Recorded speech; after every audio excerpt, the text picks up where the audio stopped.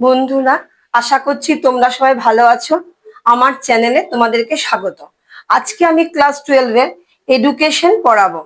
পূর্ববর্তী ভিডিওতে আমি এডুকেশনের প্রথম, দ্বিতীয়, তৃতীয় এবং চতুর্থ অধ্যায় সাজেশন নিয়ে আলোচনা করেছি।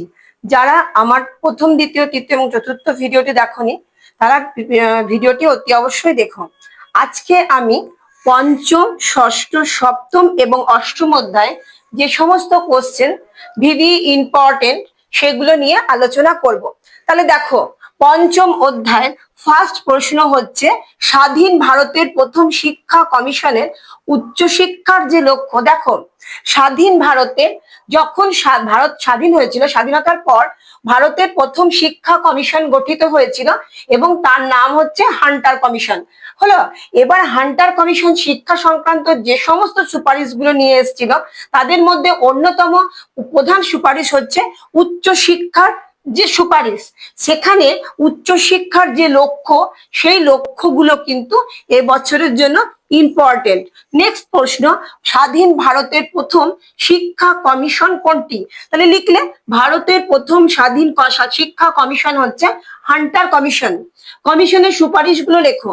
দেখো, এখানে কি করছে, হান্টার কমিশন যে সুপারিশ করেছিল তাতে সেই সুপারিশগুলোতে তিনটে ভাগে ভাগ করে সুপারিশ করেছিল। একদম প্রথমে হচ্ছে প্রাথমিক শিক্ষা, মাধ্যমিক শিক্ষা এবং উচ্চ শিক্ষা। দেখো, শিক্ষা কমিশনের মূল লক্ষ্য ছিল যে একদম রুট থেকে যাতে শিক্ষাটা ব্যবস্থা করে, মানে একদম রুট থেকে শিক্ষা ব্যবস্থা করা যায়, সেই জন্য যে সুপারিশগুলো কমিশন করেছিল তার মধ্যে অন্যতম হচ্ছে প্রাথমিক শিক্ষার জন্য। দেখো, প্রাথমিক শিক্ষার ক্ষেত্রে কমিশন 36টি সুপারিশ করেছিল এবং এক্ষেত্রে মাতৃভাষাকে গুরুত্ব দিয়েছিল। কেন? মাতৃভাষার মাধ্যমে যদি শিক্ষা ব্যবস্থা প্রচলন করা যায় তাহলে বাচ্চারা অনেক বেশি শিক্ষা ক্ষেত্রে আগ্রহ হবে। এবার দ্বিতীয় হচ্ছে মাধ্যমিক শিক্ষা। এক্ষেত্রে কিন্তু কমিশন প্রথম প্রাথমিক শিক্ষার ক্ষেত্রে যেরকম উদারনীতি গ্রহণ করে শিক্ষা ব্যবস্থা গ্রহণ করেছিল, ঠিক সেরকম ভাবে কিন্তু মাধ্যমিক শিক্ষা ব্যবস্থায় যে সমস্ত সুপারিশগুলো কমিশন করেছিল সেখানে কিন্তু এতটা উদারনীতি গ্রহণ করেনি। কেন? এখানে শিক্ষার মাধ্যমকে বাংলা রাখেনি এবং বাংলা এবং ইংরাজি দুটো মাধ্যমে কিন্তু এখানে শিক্ষা ব্যবস্থার জন্য সুপারিশ করেছিল। এগুলো তোমাকে ইন ল্যাবরেটরি লিখতে হবে। এবং তৃতীয় যেটা, সেটা হচ্ছে উচ্চ শিক্ষার। দেখো, কমিশন যে উচ্চ শিক্ষার ক্ষেত্রে যে সুপারিশগুলো করেছিল তার মধ্যে কয়েকটা সুপারিশ আমি আলোচনা করছি। যেমন হচ্ছে মেধাবী অথচ দরিদ্র ছাত্ররা যাতে উচ্চ শিক্ষায় বিলেত থেকে শিক্ষা ব্যবস্থা গ্রহণ করতে পারে এবং সেটার মাধ্যম অবশ্যই ইংরাজি হবে, সেই ব্যাপারে কিন্তু সুপারিশ করেছিল। তাহলে তোমাদের এই বছরের জন্য এই প্রশ্নটাও ভিভি ইম্পর্টেন্ট যে কমিশনের, হান্টার কমিশনের সুপারিশ গুলি লেখো। দেখো, পঞ্চম অধ্যায় দুটো কোশ্চেন হয়ে গেল। ষষ্ঠ অধ্যায় মাধ্যমিক কমিশনের মতে মাধ্যমিক শিক্ষার লক্ষ্য উদ্দেশ্যগুলি লেখো। দেখো, মাধ্যমিক শিক্ষা কমিশন কে গঠন করেছিল?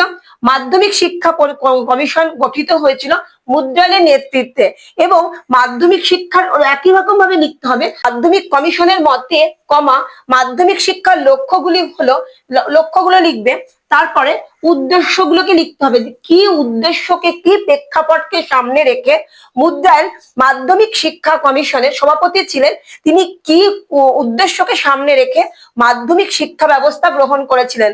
হলো, এবং আর একটা কোশ্চেন করবে 2 নম্বরের জন্য, সপ্ত প্রবাহ ধারণা। দেখো, সপ্ত প্রবাহ ধারণা কিন্তু ভিভি ইম্পর্টেন্ট। সপ্ত প্রবাহ ধারণা কাকে বলে? সংজ্ঞা দাও। হয়ে গেল। এবার নেক্সট হচ্ছে কোঠারি কমিশনের সুপারিশ অনুযায়ী প্রাথমিক শিক্ষার উদ্দেশ্য, সাংগঠনিক কাঠামো এবং পরিকাঠামো লেখো। দেখো, এখানে তোমাদের দুটো কোঠারি কমিশনে কি বলছে, কোঠারি কমিশনের মতে এবার প্রাথমিক শিক্ষা কি উদ্দেশ্যে গঠিত হয়েছিল, কিরকম পরিকাঠামো এবং সাংগঠনিক লিখতে হবে। 2 নম্বর হচ্ছে বৃত্তিমূলক শিক্ষা এবং কারিগরি শিক্ষার সংজ্ঞা দাও। তো জানো যে বৃত্তিমূলক শিক্ষা এবং কারিগরি শিক্ষার সংজ্ঞা দিলে। নেক্সট, বৃত্তিমূলক শিক্ষা এবং কারিগরি শিক্ষার মধ্যে সম্পর্ক। বৃত্তিমূলক শিক্ষা, কারিগরি শিক্ষা কাকে বলে সংজ্ঞা দেওয়ার পর উদাহরণ দিলে, দিয়ে এদের মধ্যে সম্পর্ক লিখবে। নেক্সট, কোঠারি কমিশনের সুপারিশ অনুযায়ী মাধ্যমিক শিক্ষা সংক্রান্ত সুপারিশ। দেখো এখানে কিন্তু দুটো কোশ্চেনই ভিভি ইম্পর্টেন্ট।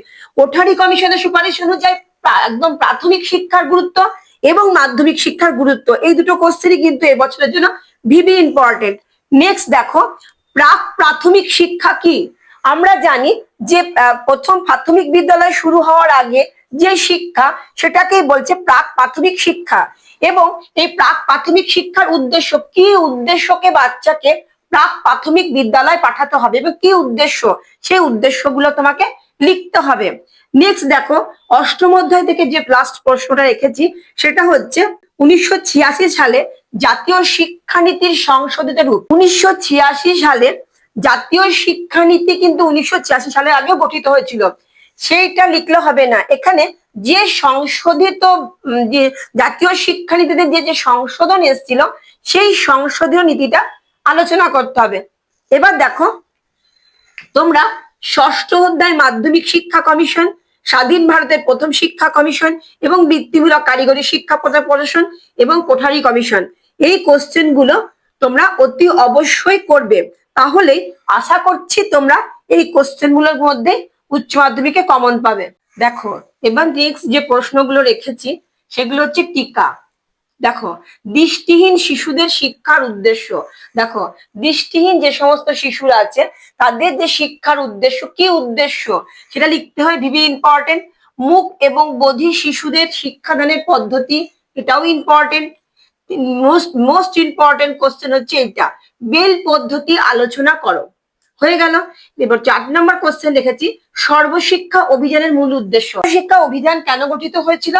যে ভারতে যাতে কোনো নিরক্ষর ব্যক্তি না থাকে, অন্তত পক্ষে সবাই যেন সই করতে পারে, সেই উদ্দেশ্যকে সামনে রেখে সর্বশিক্ষা অভিযান গৃহীত হয়েছিল। এবং সেই সর্বশিক্ষা অভিযানের মূল উদ্দেশ্যটা কিন্তু তোমাদের লিখতে হবে, যে কি উদ্দেশ্য, কি প্রেক্ষাপটকে সামনে রেখে সর্বশিক্ষা অভিযান গঠিত হয়েছিল। নেক্সট দেখো, বয়স্ক শিক্ষার লক্ষ্য এবং বাধা ও সমস্যা। দেখো বয়স্ক শিক্ষা স্কুলের জন্য, বয়স্কদের শিক্ষার জন্য নাইট স্কুল স্থাপন করা হচ্ছে। সেখানে কি হচ্ছে, প্রত্যেকটা বাড়ি থেকে বয়স্কদের ডেকে ডেকে শিক্ষাদান করছে। একটা 60 বছর কিংবা 65 বছরের বয়স্ক ব্যক্তি কিন্তু সে স্বেচ্ছায় গিয়ে পড়াশোনা শিখতে চাইবে না, এবং যে উদ্দেশ্যে স্কুলটা স্থাপন করা হচ্ছে সেই উদ্দেশ্যকে প্রতিফলন করার জন্য কিন্তু প্রচুর বাধা থাকে, সেই বাধাগুলো লিখতে হবে। এবার দেখো প্রাথমিক শিক্ষার উদ্দেশ্য, সার্বজনীন প্রাথমিক শিক্ষা, সবাইকে নাম সই করতে হবে। এই যে শিক্ষা, সেই শিক্ষার উদ্দেশ্য শিশুদের শিক্ষাদানের প্রয়োজনীয়তা প্রত্যেকটা শিশুকে।